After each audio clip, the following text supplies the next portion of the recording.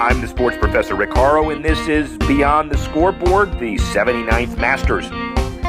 Years ago in 1956, all CBS stations within a 200-mile radius of the club were blacked out from showing the tournament to help with ticket sales.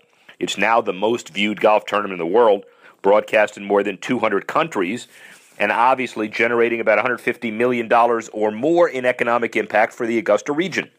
Tickets alone jumped 12.5% on the news that Tiger Woods would play in the tournament.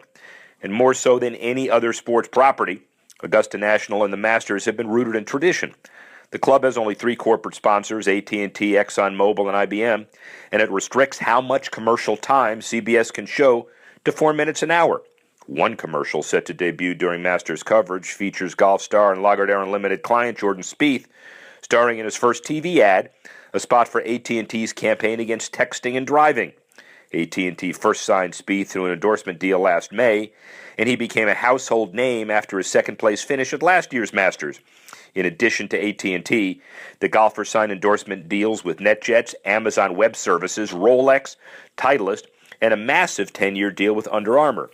The golf industry itself had rounds fall about 1.4% compared to 2013. The sport continues to lose fringe players and millennials who contributed to a net loss of between 600,000 and 1 million players last year. Tiger is only part of the problem and solution. Friendly golf, speedy golf, diverse demographic participation all play a critical role in reviving the industry. I'm the sports professor Rick Horrow, and that's Beyond the Scoreboard.